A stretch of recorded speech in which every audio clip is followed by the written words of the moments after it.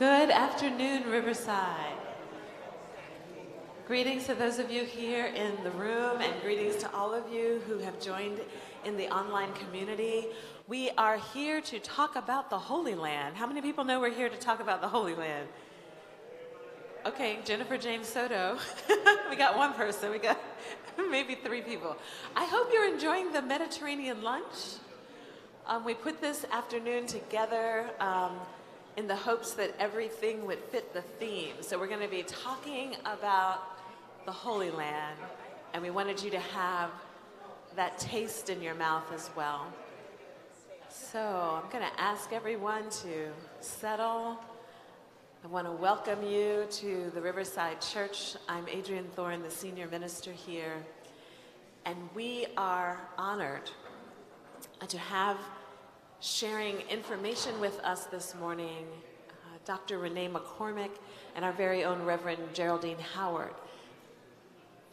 The hope of putting this afternoon together was to have some of the conversations about Israel-Palestine that can be a little sticky and touchy sometimes. So we're hoping to give you some information and then to invite some conversation afterwards. So please get your lunch quietly. If you need to have a conversation, we're going to ask you to just step out into the lobby there. But we're going to ask everyone in the room here to just settle. If we could all just settle before I bring our guests up. Thank you so much. I think it also would be great if we said a prayer. Yes. So if you could join your hearts and minds with mine, we will pray. Mighty God, we thank you for this opportunity to come together, to lunch and to learn, to be in community, to ask questions, to have our imaginations and our minds stretched. God, we thank you for this community that learns together, travels together, and that comes to know one another and you better. Bless this time, bless our speakers, and all that they will share with us. This is our prayer in Jesus' name, amen. Please do keep in mind as our speakers are coming up that we do have a trip to the Holy Land coming up in July. If you're interested, there are still spaces available, and I think there are folks in the room who will be able to give more information. Thank you, and please enjoy the food and enjoy the conversation.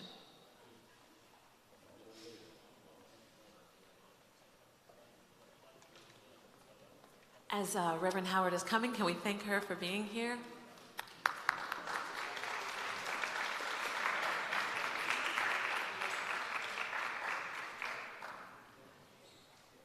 Look at that. She's so much taller.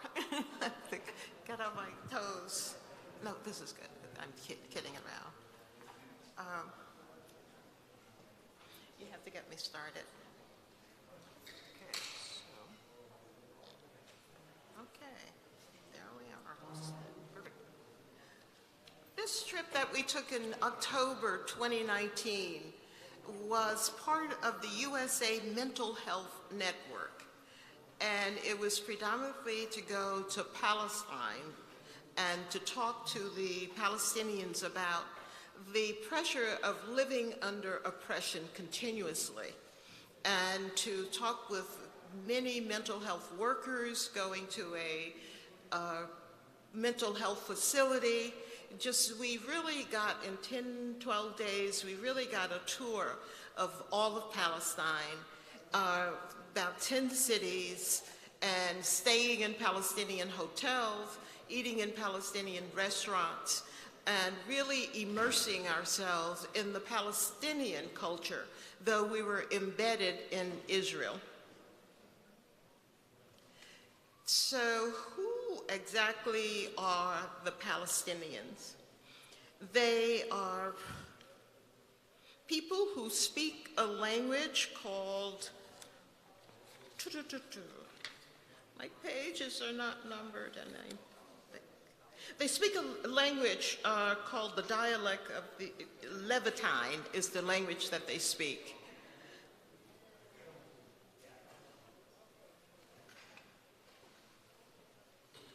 And some of the terms and people and things that you hear about Israel and not maybe understand is a term called anti-Semitic, a term that denotes hostility towards or discrimination against Jews as a religious racial group. It was coined in 1879 by a German agitator called Wilhelm Marr. During the Second World War, anti-Semitism cultivated in the Holocaust, which is a racial dimension in that it targeted Jews because of supposed biological characteristics. Another word that you may not know and would like to know a little bit more about is Hamas.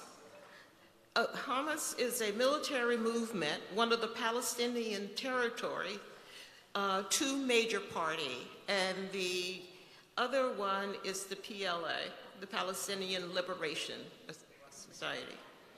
It governs more than 2 million Palestinians in the Gaza Strip. The US and European Union has designated Hamas a terrorist organization because of its armed resistance against Israel, which has included suicide bombings and rocket attacks, which we all hear a lot about in this country.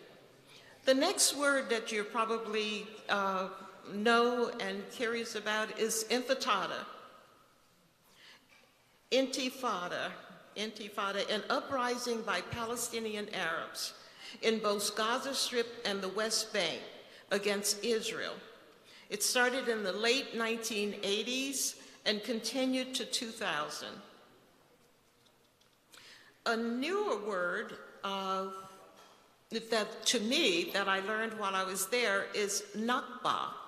And the Palestinians, if you get into a serious conversation with them, you'll hear that word, Nakba. Nakba is an Arabic word for catastrophe. It signals a mass eviction in 1948 when more than 7 million Palestinian refugees were displaced from their land. They're still fighting for rights to return. Palestinian is derived from the Greek word Philistia, which dates to the ancient Greek. It's a description of the region where they live since the 12th century BC, since the fall of the Ottoman Empire. Palestine typically refers to the geographical region located between the Mediterranean Sea and the Jordan River.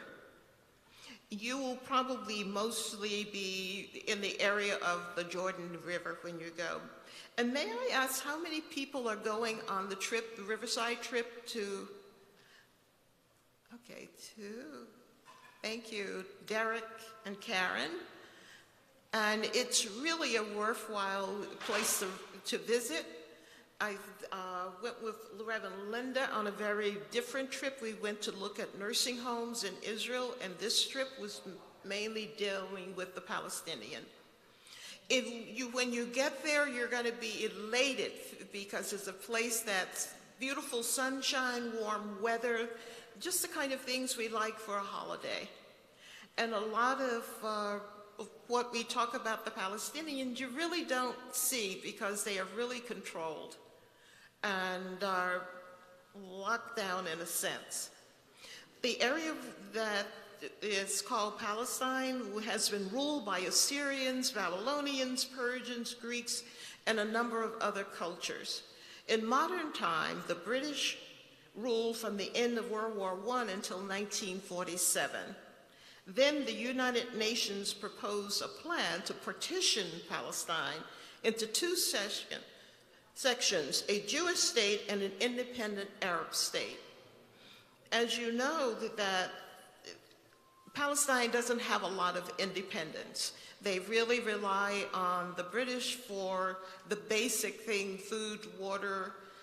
They have to really cooperate with them. They don't have a lot of freedom of what they can create for themselves. The state of Israel has approximately 9.5 million people.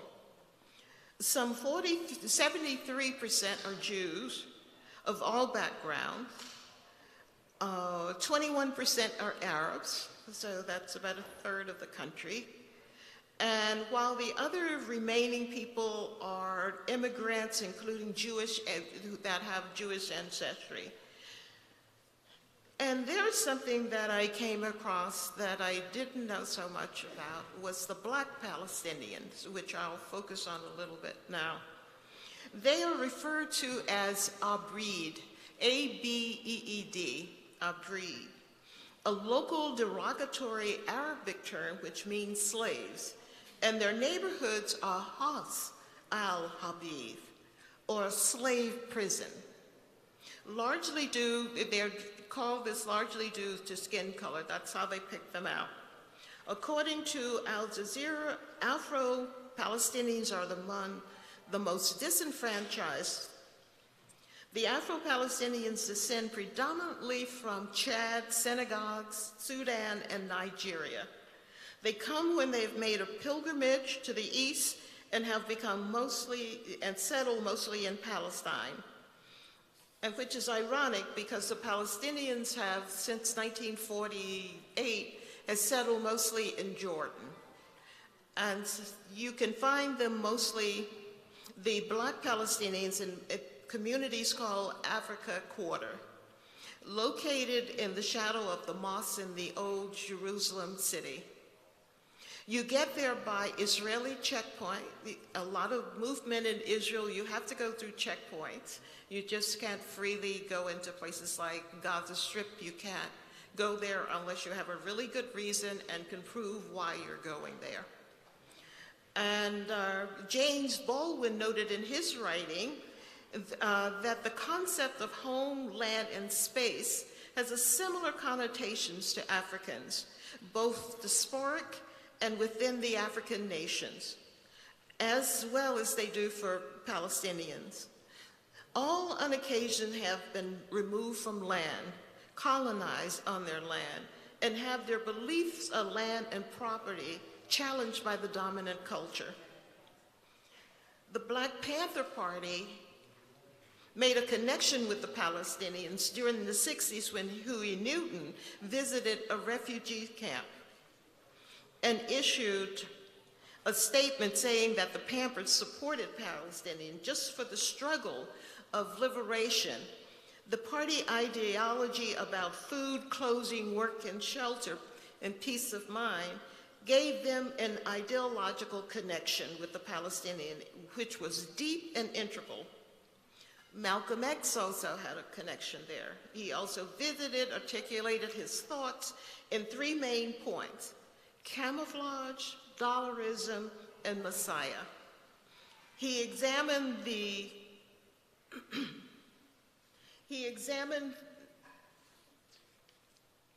Zionists, that they had an attempt to camouflage everything. Their form of colonialism was benevolence. Points out that Israel's placement successfully secures the financial interests of Western imperialists, and then question who the Messiah, that religiously is supposed to lead them to their promised land.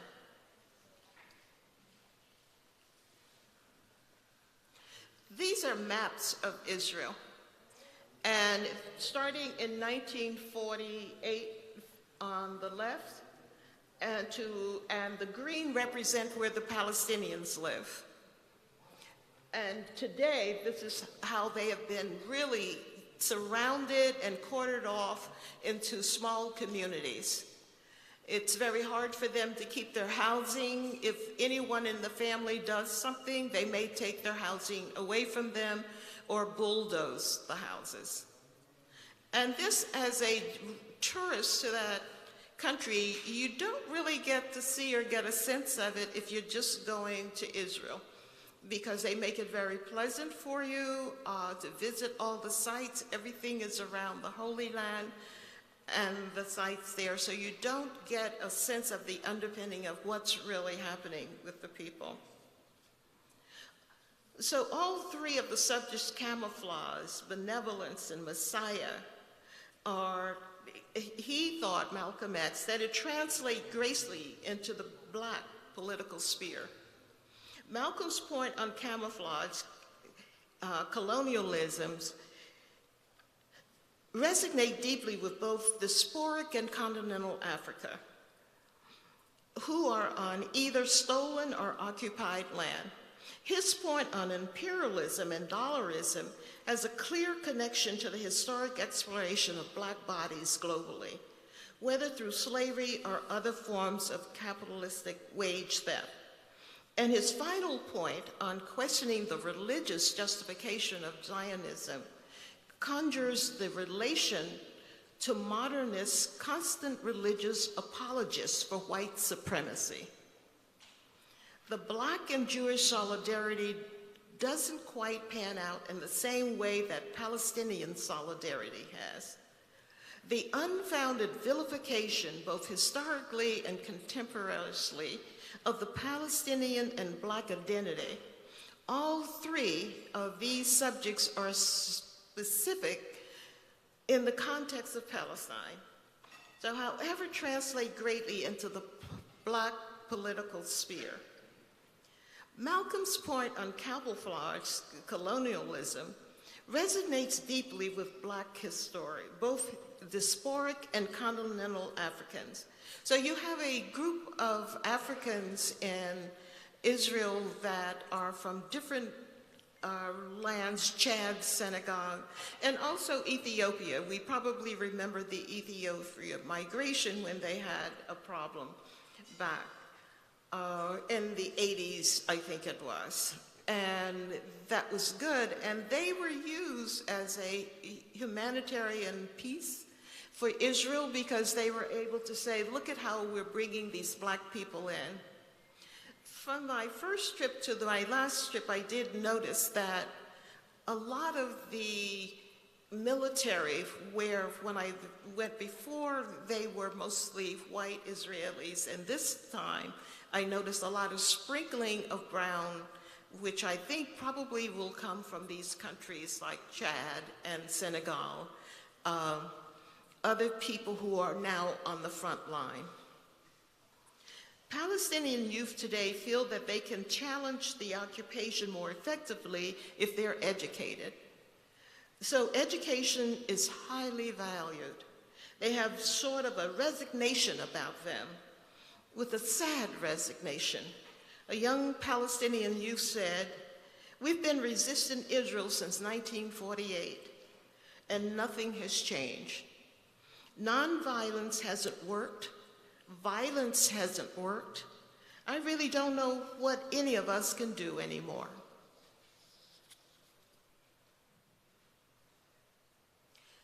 This is a photograph of just traveling on the highway that you'll see a lot. You see a wall, and you see beautiful housing. These are settlements that are going in, and you'll see them all over the place, where people go and confiscate, run the Palestinians out of their homes, and they settle into these spaces. This is something to give you, you can't maybe see it that well. It's called the Walled Off Hotel. And what it is a hotel by the artist Bansky. He puts his influence behind this, and he's making a play on words for the Waldorf Hotel. But inside the doors of this hotel, too, is what might be considered a Holocaust museum. It's the things that people lost when they had to get out of their house at a last-minute notice. You don't get a lot of time to pack up your things. So a lot of stuff is left behind, all the different identity cards that people have to have, license plates. Palestinians, you could always sell them on the road because they have a different color license plates than the Israelis. Also, water tanks on top of the homes where they live are different colors or different shapes, so people can tell you whose home it is by the type of water tank that's on. They've got it down to a science. I was really amazed. This is the gate of the Ada refugee camp there. And this distance, you come into the gate, and There's always a watchtower where the Israelis can watch you come and go. But they can also shoot that distance and kill anyone. And there was one kid, I think he was 10 years old, who had been shot from that distance. They never knew what hit him because the rifleman was so far away that you don't see them necessarily. Here, another high point was we visited a children's daycare center. That was the most precious place that I've been. It was like a house inside. There were many rooms, and as you can see, the people really were cognitive of who was around them, and the young kids had demonstrated the 3 different colors of people friends here. I also saw in the same place that there was a thing of a residence room at a nursing home. And the man sitting on his bed with someone talking to him was a man of color. And I thought, wow, you don't hear this in the relationship, but they're demonstrating it all around, and I'm seeing this happenstance, and it made me feel good and welcome. And see what they had. They had fuzzy chairs for the kid, not just a chair for the kid to rock in. The chairs were fuzzy. Things were tactile, just really beautiful. Here's another thing. That narrow thing that you see is not a pole, but it's a wall that's been built between Clara's house, which is on the left. It was a store, a thriving business. And then they built this wall that goes around, and her brother's dividing her home from her brother's home. Very meticulous and very well planned out. They call it the Israel's apartheid wall. Here we have Brother Trump on the wall. They use a lot of art to express themselves. And let's see if I can read this. He says, "Dear Slim, I wrote you, but you haven't been in touch.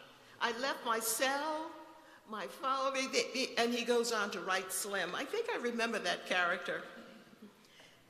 They weren't very happy. This is 2019 with Trump. They saw right to him, but there were signs that they did like other people from America, such as Muhammad Ali. And I found this when I've traveled in the East, that particularly the Arabic countries, they really loved him, and particularly when he was alive. On one of my first trips that I went, first place was Morocco, and people would on the street, "Hi, soul sister," and which was very sweet, and it made that kind of connection. And not talking to people, I didn't know exactly where it was, but Ali was traveling in the country at the same time that I was, and I think that they may have thought I was part of the party that he was traveling with. If you notice that, actually it was pointed out to me today, that Ali is by the artist Bansky. And next to him is a mouse, which you'll see around New York a lot from his work. Bansky does a lot of support in Palestine. In the Palestinian camp, the Ada refugee camp, you'll see his artwork on the walls in the narrow streets, and you'll see some Bansky thing that has been slipped in there. It's really wonderful. This is in the Ada refugee camp, and you can just imagine having to face this. The streets sort of go into this wall. I don't know if you can see it very well, with a watchtower where people with rifles. This one isn't used any longer because in back of it, if you can make it out, there's another newer, brighter wall in back of that. But the kids go into school, people go into work, has to pass this every day. This is part of their life. And these are sort of the faces that we were greeted. The people were very friendly, very open, and just like any families, a mother with her 4 children, triplets, and an older daughter. Thank you for coming today. I really appreciate your being here and supporting me because I've become so passionate about Israel. Renee, I'm ready. I've become very passionate about Israel and the Palestinian cause in particular. I can't talk about it without getting upset, as you know, and pushing the point that we need to do more than what we're doing. And the reason I wanted to mention this, because if you go there, you will likely not see it unless you're really peeling your eyes. Like when you're in the old city in Jerusalem, look for the darker people, because whether they say you can't even get into their street, we're going through Israeli checkpoint. But, you know, I've traveled with rule breakers who have broken rules and gone where they've wanted to go because they want to see and they want to know. And it's a beautiful country. I would live there. My first New York roommate, Renee, I'm ready. My first New York roommate has lived in Israel for 50 years now. She married there, has children there. She lives in a kibbutz. And I'm thinking maybe my next and last roommate will be her. I'll go to Israel and live. So thank you very much.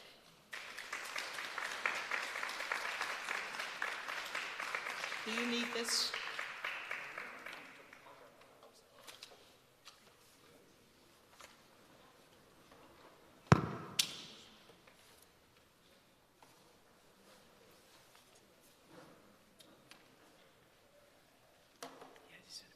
Over a bit. There. Great.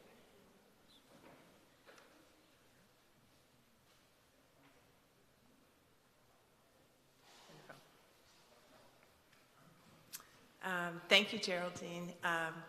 And welcome, everyone. Another welcome. The same as Reverend Howard.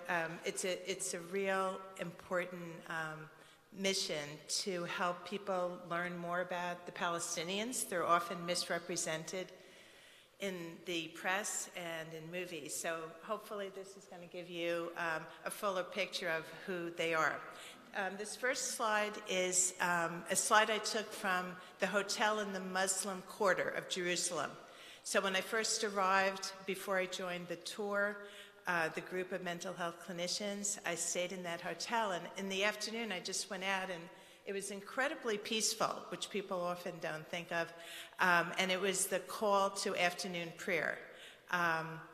So what you're seeing is the Al-Aqsa Mosque, which is the third largest, Mecca, Medina, and then Al-Aqsa. So it's a very important mosque. And basically what I'm going to be doing is, in talking about the Palestinians, I'm not going to approach it from a mental illness point of view. I'm going to talk about the psychological effects, but I am in alliance with what's an increasing perception that the occupation, the military occupation, is what is the main factor in the elevated incidence of depression, anxiety, and traumatic stress disorder among the Palestinians. So just to give you a roadmap of where I'll take you, I'm going to speak again, as Reverend Howard did, about the Palestinians. I'm going to just speak a little bit about stress and trauma. So that's the lens that you can look through. And then talk about what the daily stressors are like for these people, and also the traumatic incidents. And then from that point, I'll cover 4 places where we went to see where people could get help. The first was a community center. And then we met with some researchers who studied the fathers in Jerusalem. And then the psychiatric hospital, which actually is the sole hospital in all of the West Bank.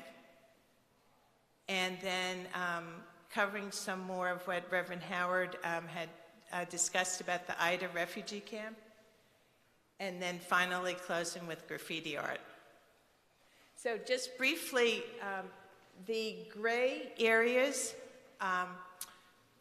to the west, the tiny gray area is Gaza Strip on the Mediterranean. To your right, the gray area is the West Bank, and the upper one is the Golan Heights. So the Palestinians are in Gaza and the West Bank. The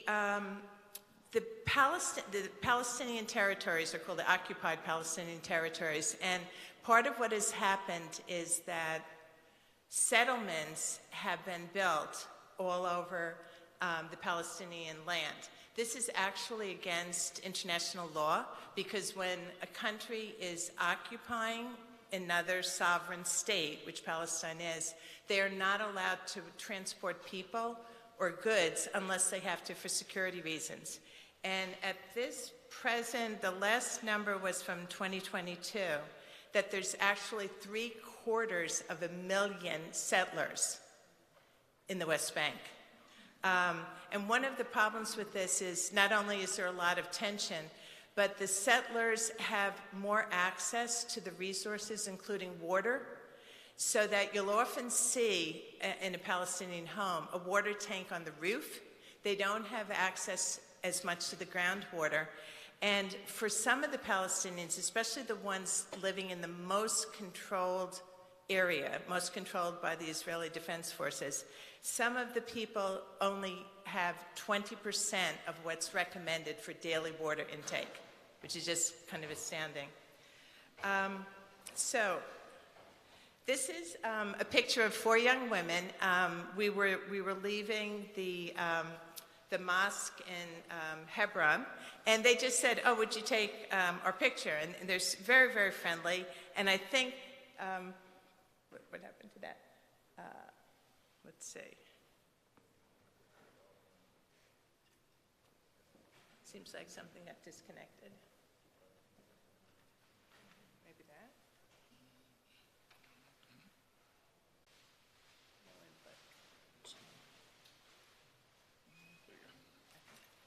Okay, so I'll tell you just a little bit about the Palestinians. Many of them are bilingual. So if they live in the West Bank, they tend to speak Arabic and English. For those Palestinians who live within Israel proper, they tend to speak Hebrew and English. The religions are, by far, the vast majority are Muslim. There's a little under 2% who are Christian, and the Christians live mostly in Bethlehem and a few other cities. The Christians in the West Bank are definitely diminishing. The Christians who are in Israel proper are not as much diminishing because they have more opportunities economically. And then the values of the Palestinians. Family solidarity is huge, and by family, of course, we're not just talking about the nuclear family, we're talking about the extended family. And so a woman who marries a Palestinian man will become part of her husband's family, brothers, siblings, parents. Honor is very, very important. In the past, it's been very patriarchal, and so the father was supposed to defend the honor of the family. Nowadays, it's a bit more dependent on the education of the family, the service to the community, and then the last is called samud. Samud is an Arabic word that means steadfastness. And the Palestinians are very, very, very committed to staying, and that's called like passive samud, and then to resisting the occupation, that's the active samud. Okay, in terms of education, the literacy rate is very high. It's the 3rd highest in all of the Middle East, North Africa. So it's only surpassed by Israel and Jordan. The education, you see 1 through 10 is compulsory in learning English, and then the average years in school is 13. Now, when you see this is a picture of a classroom, after bombing. I really get moved by this because the desire, both on the part of the parents and the children, is so great for education that that's what they'll go through. Something is happening here. There must be. Okay. Maybe I just shouldn't touch anything. Okay. All right. This is another picture of what people go through to get to school. It's a typical morning of a child being has to be escorted by his parent to school. And then here's Riverside University, which was one of the places that we visited. Now, one of the kind of tragic pieces here is the Palestinians, as you can see, are very well educated. The problem is that there's very few jobs. So what is happening, as in many of the Arab countries, is what they call a youth bulge.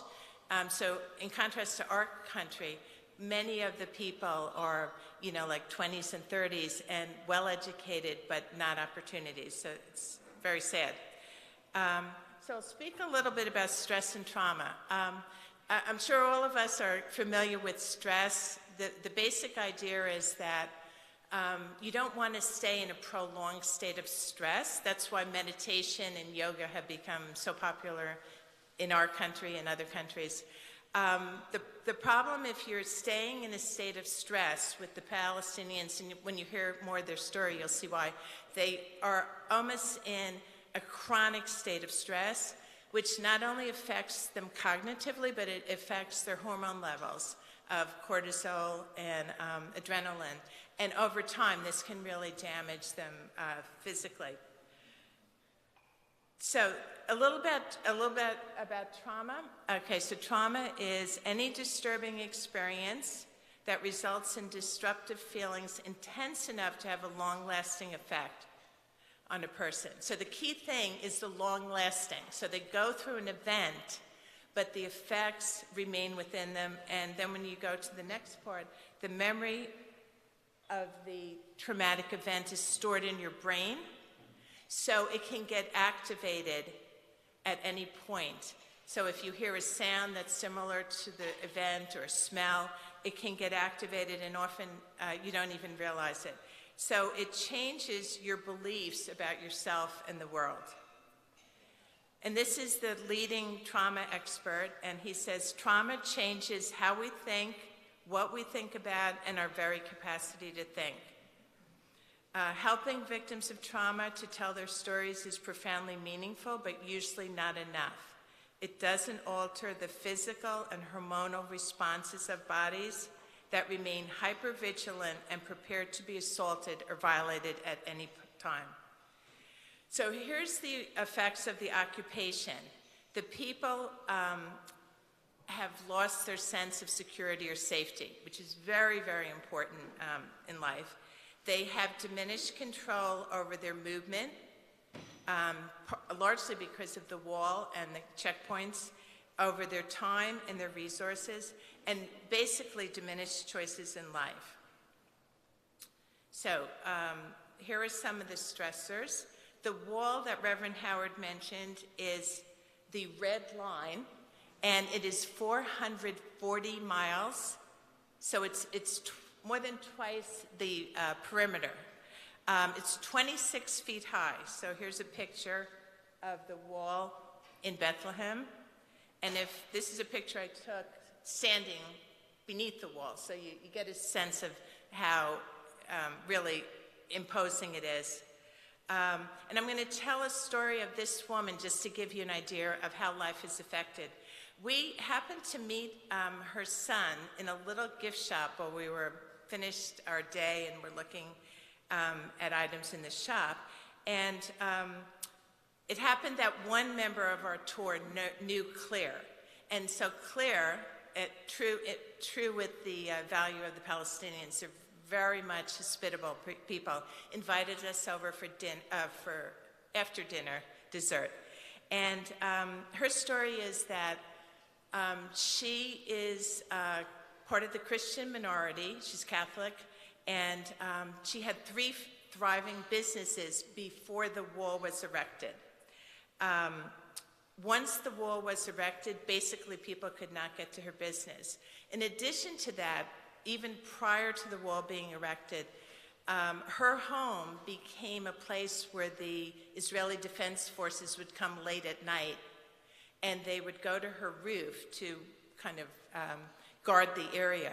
And what would happen is they never knew when they were going to come. They would just come in around 11:30 at night. Her children were asleep, and she would beg them, just let me get my children up, and they said no, and they would get the children up by hitting them with the butt of rifles.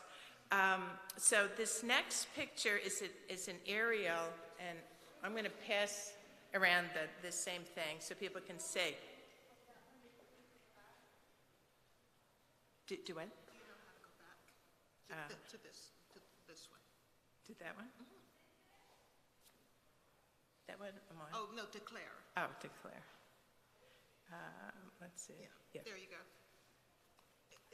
Around where the walls sort of bend, there's a little hole in the wall that you can see the other side. On the other side, I think it's Rachel's tomb. So that's when she shows you how everything is gerrymandered, is to keep out the money-making parts also of the city. So they go around. That's why it's so wiggly. This is what Trump wants for us. Keep that in mind. Thank you. Okay. Okay. So again, the black line is the wall, and that red, it says her family house. You can see the house is basically almost surrounded by the wall. When we met her husband coming home from work, he said sometimes when he comes home, he can't stay in the house. He has to go out. And I could totally relate to how claustrophobic that feels. And then Claire sent a little video. So there's the wall, and you can see how it surrounds her house. So she eventually made this business. It's called the Walled-In Guest House, because basically that's all she could do to try and make some money. So it gives you, a sense of both the home invasions and the wall, how it affects a typical family's life. She's very interesting and really is an activist in the area there. Okay, this is a picture of our group going through a checkpoint. And of course, for us, it was fairly easy to get through. The next picture I'm going to show you is men going, mostly men, I don't think there's too many women there, going to work. This is what they do to get through the checkpoint. They have to get online. So a lot of people get up at 2 a.m. in order to get to the checkpoint before 4 a.m. so that they can get through the line to get to work. And also, even when you get to the line, it doesn't guarantee that you're going to get through. There's a group called Breaking the Silence, and they are Israeli defense fighters who have broken the silence, and they've talked about what can happen to people, and just randomly, they can kind of pull you off the line and throw you into a little room the size of a changing room. And they have stories where there was no reason why they really pulled the people off. They forgot that they were in the room, and they could stay in the room literally the entire day before they let them out. Okay, so this is Dr. Samar Jabber. She's the chair of the mental health unit in the Ministry of Health. We met with her, amazing woman, born in Jerusalem. And she follows the teachings of Franz Fallon. And this has largely to do, again, about what it's like to be colonized and what kind of effect it has on the people. So here you get to hear her words. The majority of Palestinians understand more profoundly the dynamics of the occupation. This is like the dynamic in abuse, in sexual abuse, in domestic violence. When we cannot stop the aggressor, one way to cope with all that aggression is that we feel that the victim of the aggressor deserved that treatment, and we identify with the aggressor. We also assume that we are exempted, and this happens to very fragile people. The system of oppression over time destroys the belief of people in themselves. It destroys their trust within each other, their trust in their capacity. So they think that keeping the status quo is the least risky option. They fear liberty. They fear a change that might happen. Okay. All right, so now I'm going to just speak briefly about a few of the places where people can go for help. The first is the Palestinian Counseling Center. They have 5 locations. We went to the location in Jerusalem, which you see in this picture. And it was founded in 1983, and again, based on the concept of counseling rather than psychiatric mental health. They're really trying not to pathologize how the people feel, because it is directly in response to being oppressed. The main areas of service are counseling, prevention, advocacy, and psychological first aid support. What this first aid support is within 72 hours, if someone has gone through a traumatic event, like someone in their family has been arrested or their home has been demolished, they will go to help them. And with children, they educate the children to identify and protect themselves from violence. But what's very important, they encourage the children, if they have anger, to express and understand that. So they don't in any way disregard that, which is really important, and provide a safe space for the children to contain their anger. And as it says, to create links between why am I angry and the conditions in my life. They channel the anger through some form of resistance. With regard to parents, they educate the parents about the developmental stages and what is normal. They teach how to use positive discipline. This is really important because, like many countries, until recently, corporal punishment was one of the primary ways of parenting. And so there's something called positive parenting curriculum developed by Save the Children, and this is what they teach them. And they help the parents understand their children's normal anger reactions. So that's very, very important, so that it's consistent, both the therapists and the parents. And then the therapists have a place to go where they can talk about what they're experiencing.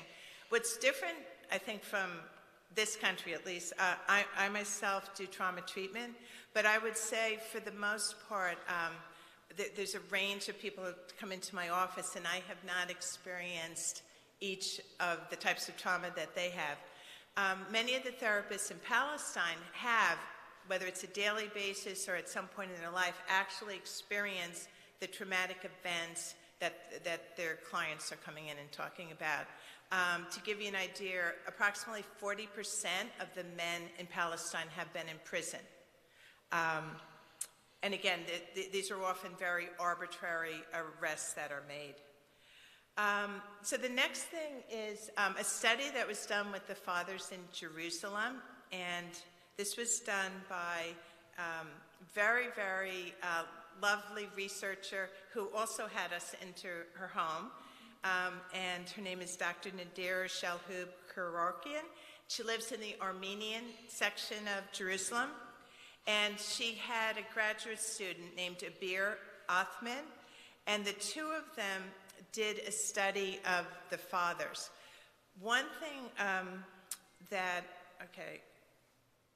it's very important that in any area that's been colonized, the father's role changed in harsh political contexts, especially their role of protection and provision. This is very difficult because, that's really been historically the main role, as I mentioned, the fathers protect the family.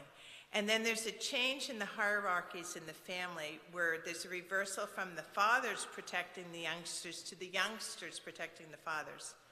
And that's because children and youth play an important role in the national struggle, sometimes taking a more active role than parents.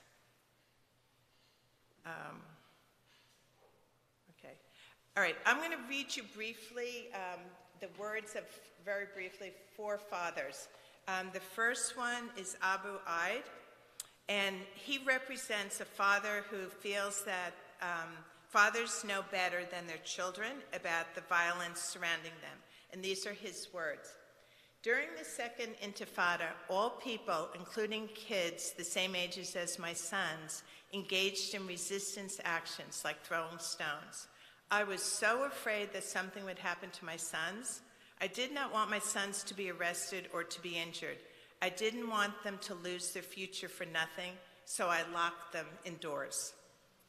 The next father, Tarek, he thinks fathers see that their role to protect their family is stolen from them, and these are his words from the study. When my daughter was arrested, I couldn't protect her. All fathers are ready to die to protect their daughters. When she was arrested, I felt like I was weak and trivial in her eyes. In the past, my daughter looked at me as her support in life, like I am second God. But during that night, I couldn't do anything but walk with her to the police car and tell her not to worry. Then my daughter realized that there existed something bigger and stronger than her dad, which is threatening her, and her dad couldn't help her. So, you're getting the flavor of how a lot of what is done to the Palestinians is meant to humiliate, which is very powerful, and to eat away at the fabric of their society. So both in terms of the roles that people are used to playing, and then also the Israeli forces have people that they kind of coerce into providing intelligence, so you never know, like, if your next door neighbor is one of those people. So the third father, Salim, talks about the continuous threats on father in their own territory. It creates an unending fear and a sense of persecution. So these are Salim's words. The political circumstances in occupied East Jerusalem make you feel worried all the time. You never rest. If your son is outside his home, it's a problem.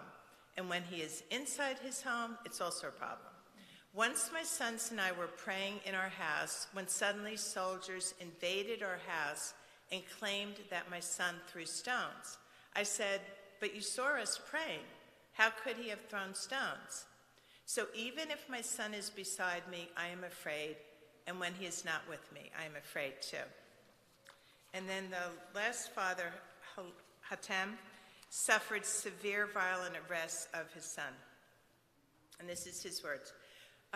When he was riding his bicycle in the neighborhood, I worried about where he was, why he was late, when he would be coming back. And every time I hear about an incident of shooting, I go crazy and I start looking for my son. Only when he arrives home, I calm down. I was really wishing that my son would be jailed because I feared they would kill him. Okay, so, it's, very powerful. So the next place is the Bethlehem Psychiatric Hospital. Again, the one psychiatric hospital in the entire West Bank, which has close to 3 million people. And it has a 150-bed capacity. They usually run at 110 capacity, so that's 165 people. And you see how many staff they have. They have 1 psychologist, 2 social workers, and 2 psychiatric residents. The types of illnesses they work with are acute and chronic, schizophrenic, bipolar, and it's gender segregated. So there's a section where the men are and a section where the women are. And their support comes from the World Health Organization with funding from the European Union. This is the medical director who we met. She's actually Croatian, and she told us all about when she moved to Palestine, how she at first in her husband's family had to do all the domestic chores, and eventually she could return to her professional role.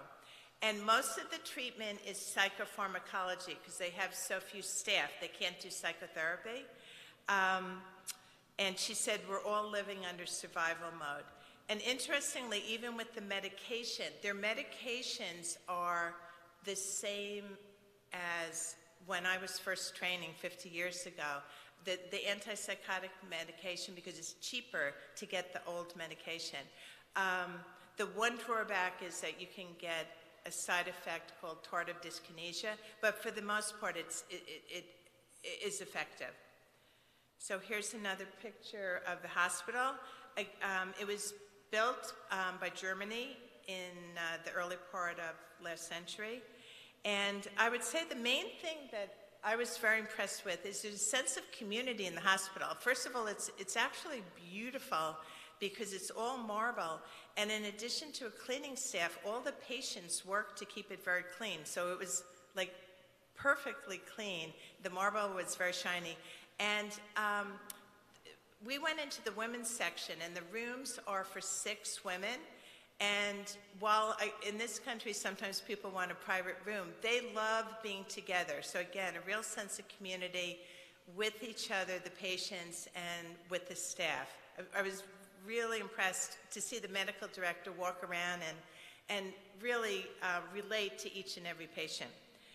The next place is what Reverend Howard had shown you part of, the Ida refugee camp.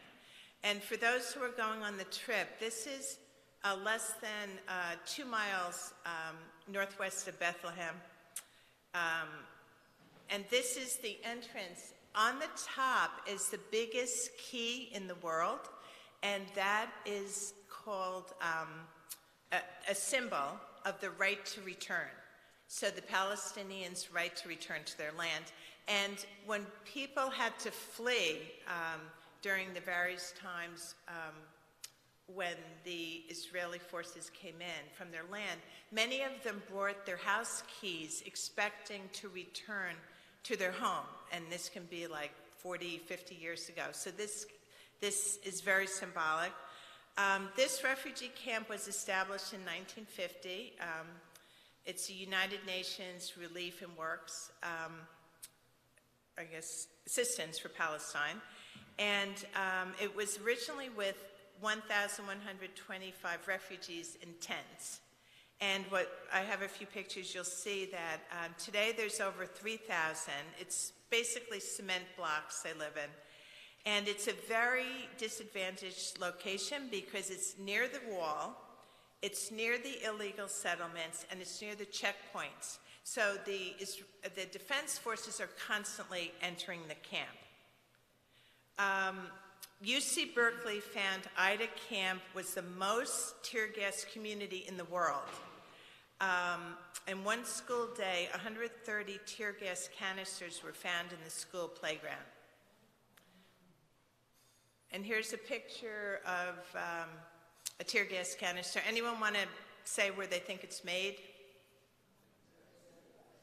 Yeah. So this is made in Pennsylvania. And as far back, the earliest I found was 35 years ago.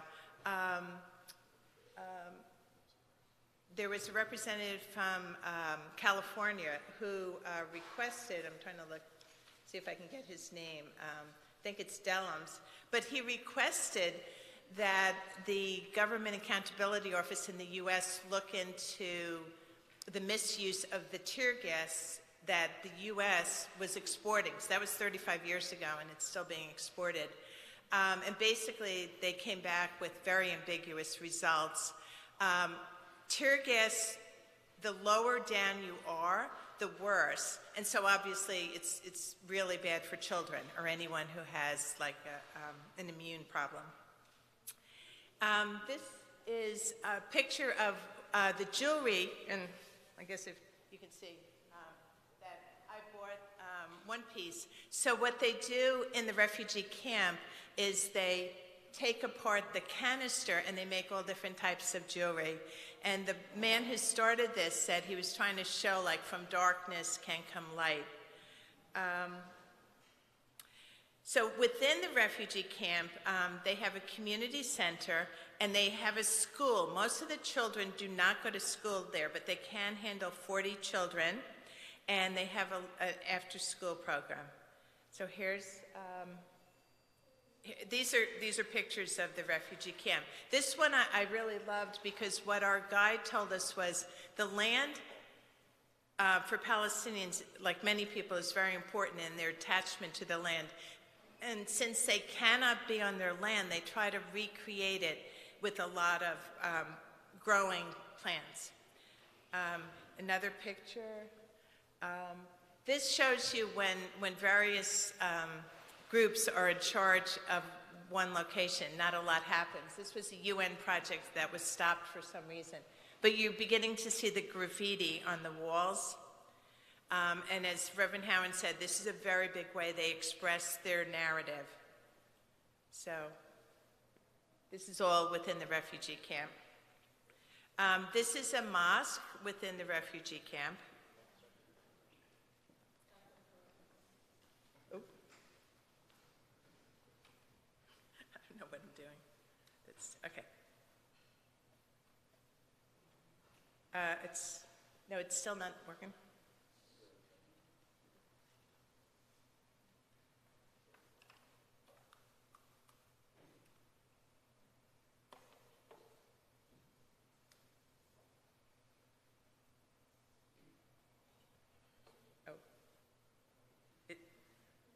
Okay. Okay, so I'm going to be closing with some more of the graffiti art, and then also with the voices of two people, because I like to kind of close what I'm saying in the voices of the Palestinians. So here's some more graffiti. He's pretty recognizable. So you really see how they have a real knowledge about American culture.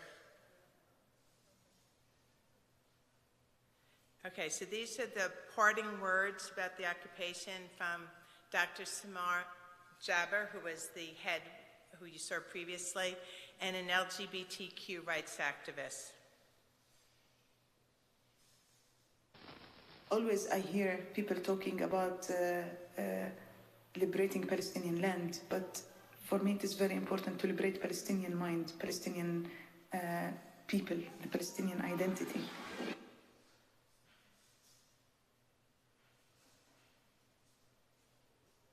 Yeah.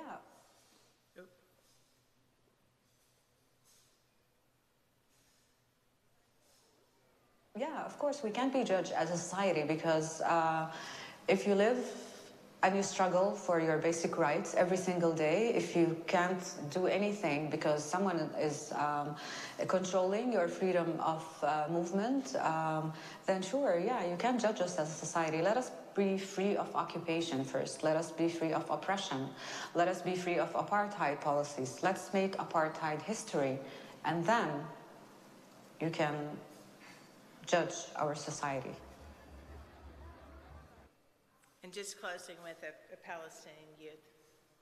So thank you for your attention, and Reverend Howard, thank you.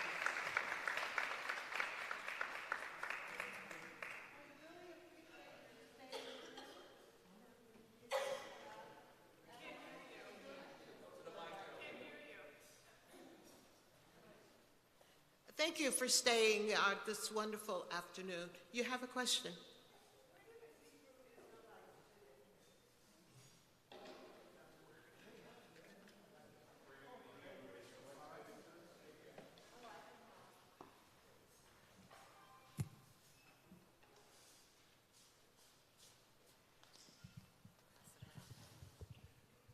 Who was that?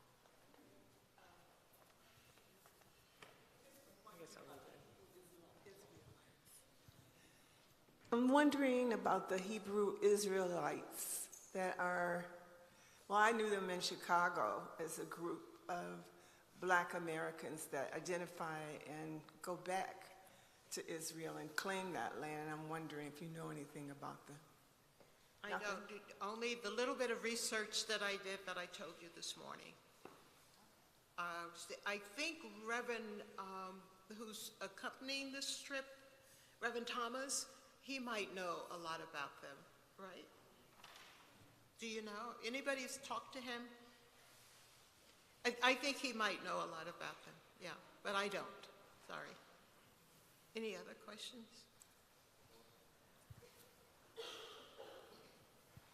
Yes, first I want to thank you for this very, very informative presentation.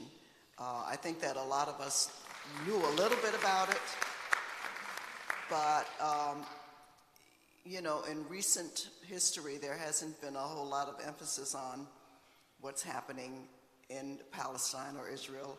Everything is all about Ukraine right now in terms of, you know, the news media and what have you. But I can recall that we had a group here at Riverside maybe 10 years ago, the Palestinian Task Force, where we were working to be in partnership with the Palestinians to help provide support, and also the Christian Palestinians as well.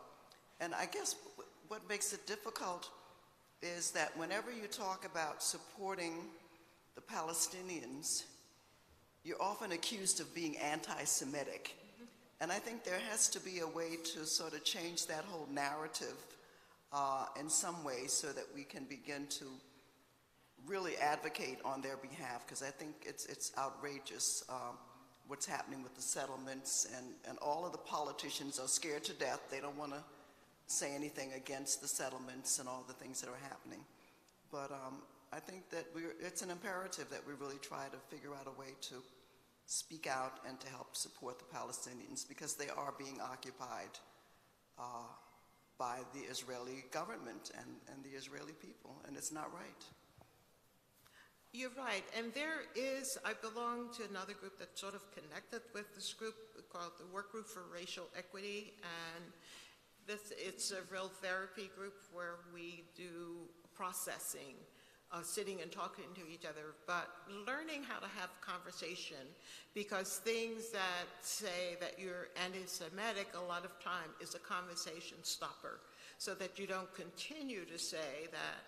And there are a lot of courses now to teach you how to deal with that, and that's what we need to do around racial conversation as well as the Palestinian conversation, because they want to deter you from talking about the real issue, but you have to stay focused on your point that you're making. Hi, thanks again for presenting tonight. My name's Derek. I had two questions. One is, in your experiences in Israel, how do Israelis feel about the military treatment of Palestinians? If you could just comment on that. And then the second thing had to do with in what way, or how could one support Palestinians who are living, under this duress in ways that could actually penetrate and be impactful to them? Well, to comment on your last question and go back to the first. There is a group I can suggest called Voices from the Holy Land. I had previously been a part of that group. And what they do is once a month, they give you a link to a film about something that's going on largely in Palestine. And then Sunday afternoon, once a month, they have a salon where people discuss, and then they have breakout rooms. So it's really great. You get to go, this is all done virtually. So you get to go into a breakout room, and you get to talk with other people from generally around this country, but it can be from other parts of the world. And the organization, Voices from the Holy Land, if you Google them, you can end up on their website and their Facebook page, and then each month get notification about the film. They are trying more and more to make the discussion have to do with something you can do, make it actionable, which is really important because it can feel very depressing if you're seeing these things. And so they're really geared up. There's other groups too. There's the Palestine Museum in Connecticut, which has another film program, and theirs maybe even more frequently. So that's one thing. As far as, I don't know the statistics in terms of how people within Israel perceive.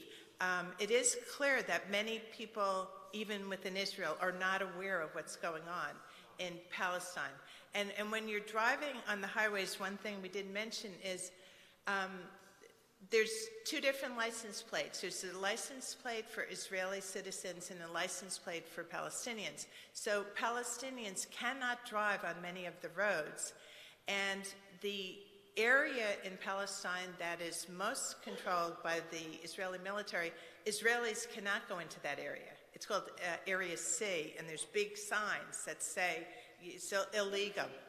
Yeah, so I think that's it. The one thing is the most recent survey taken of U.S. legislators, politicians, was that for the first time, I think, a higher percentage was favoring the Palestinian plight. I don't like to make it binary because I don't think that's helpful.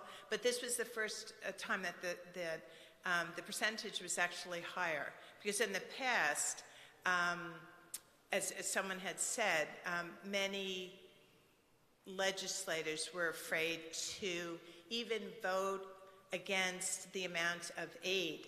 And now there are legislators in our country who are really questioning if they're not observing, if there's human rights violations, should we be giving the amount of aid? Because the amount of military aid given from the U.S. to Israel is vastly higher than to any other country. I'm afraid to say the number because I don't know if it would be correct, but it's in the billions of dollars annually. So I think the other piece I could say, in this country, there is a sense that the younger generation of people who identify as Jewish are more progressive in their thinking. So there is a belief that the younger generation will be more informed about the Palestinian situation. I was going to ask, okay. Along that line, I was going to ask, in Israel itself, you could get the impression from the media coverage that there are no progressive Jews in Israel that are against the government's policies. Could you speak something on that? Because I know during the civil rights movement, we had allies among other ethnic groups, and we all came together against the racial situation here. Is there any propensity to have allies in Israel itself against what's being done with the Palestinians? Do you understand my question? I think it's fragmented just like here. You know, the biggest group probably that sways the most conservative are the religious group there. And you'll see them in hordes, especially when you're near the wall or near the Jerusalem, in that area. Men in black, big groups of them. When you go to the wall, there are lots of them there. But that's just a visual sign, but they sway the most power in Israel.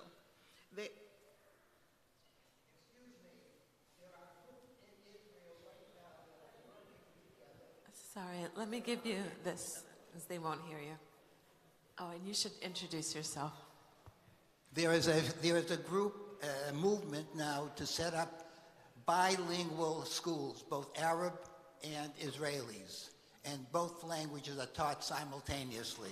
So there is a large movement for that, and I think that has to be said. I am Professor Saul Trowan. I've lived in Israel. I had Arab roommates, very close with them. And my area happens to be the ancient Near East in archaeology. So I'm very familiar with both groups because I have been in both groups. And all my life I have studied with priests and ministers because we deal with biblical text. And I'm conversant in hieroglyphics and in cuneiform. So what I have is not just what goes on now, but in the past as well. Also, I should suggest along these lines that in 1948, when the United Nations divided the country into two, 5 Arab states immediately attacked Israel and tried to destroy it and told the people, please leave, and in 6 weeks you can come back to your country. So those things are part of the problem we have today. The other problem is that the Palestinian Authority has refused to accept Israel as an equal state. And that is what happened with Carter, with Clinton, and with the Oslo Accords. And I agree with you that the whole situation is exceedingly bad because I lived through both the areas and used to visit them. And I still take Palestinian tourist guides when I visit the country. Okay, thank you. I just want to say one thing. In no way were we representing the vast majority of people in both the West Bank and Gaza and Israel proper. And I think the vast majority of people are not encouraging confrontation. In this country and in some other countries, there's a very active group called JVP, which is Jewish Voice for Peace, and they work in concert with a lot of the Christian churches in this country. And in fact, the film group that I mentioned, Voices from the Holy Land, often people from JVP participate. So I think that that's the direction that we want to go in. Are there any other questions? Okay, we want to thank again Reverend Geraldine Howard and Dr. Renee McCormick. Yes, let's give them a hearty, hearty round of applause. Thank you so much.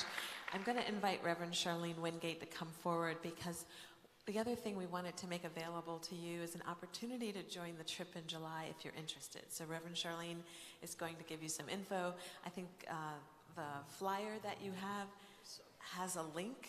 You can go to learn more and register, but we're also going to hear from Reverend Charlene and take any questions you have about Riverside's trip in July. Good afternoon, and thank you for coming out for our forum this afternoon. It is a pleasure to see all of you here. If you have not, or if you were unable to pick up a brochure in the back along with the flyer that we handed out, we have brochures in the back within. They have the application if you are interested in attending the trip. Unfortunately, the turnaround's a little tight because our deadline was supposed to be for May 1st. However, there is still room if you are interested. On the bottom of the flyer, we also have the website where you can go on and find out more information. You can register, or if you just want to live vicariously on the journey with us, every Sunday from 1 to 3 p.m., we have a Holy Land preparation class that is open to anyone and everyone. You can register for that on the website as well. It is in person and online, so you can join us in 411 MLK, or you could just, and there's a recording that goes out every week, so there's plenty of opportunities to be a part of this experience on different levels. You are all welcome.